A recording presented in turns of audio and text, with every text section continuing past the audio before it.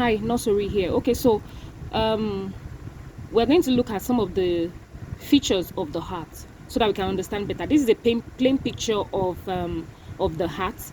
I have some features here that I want to show you, but I will use the colored heart diagram so you can get it better. Okay, so like I said, this is the aorta. Okay, the arc of the aorta. So the aorta has four parts.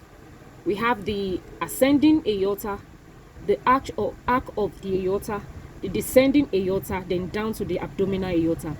So let's leave that aside. So the blood flows in through the superior vena cava, as I've said, into the right atrium. Okay, so here we have the right atrium through the help of the tricuspid valve, and this tricuspid valve has some lines. Okay, these lines are called the chordae tendineae. Okay, so this chordae tendineae, with the help of the valve itself, pumps into the left ventricle. Then there's a muscle inside these ventricles, and these muscles are called papillary muscles. The muscles are called the papillary muscles. So then when the ventricle pumps the blood through to the pulmonary artery, it is done with the help of the pulmonary valve. Okay, so then down to the pulmonary artery and then to the lungs. So I said they're going back through the pulmonary vein.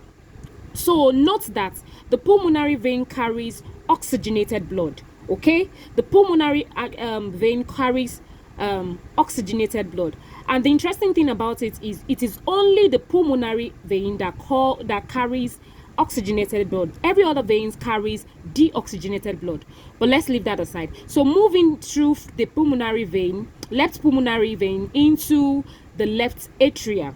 Okay, and with the help of the mitral valve or bicuspid valve, it pumps the blood into the left ventricle. Okay, from the left ventricle. Don't forget that we have some muscles here, and the muscles are called what?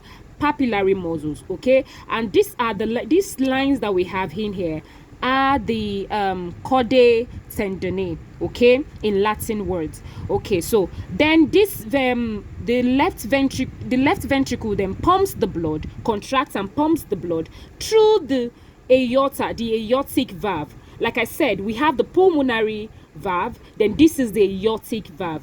And like we said earlier, the aortic valve carries the oxygenated blood through the ascending aorta to the arc of aorta into through the rest of the body. Okay, that's what we have in.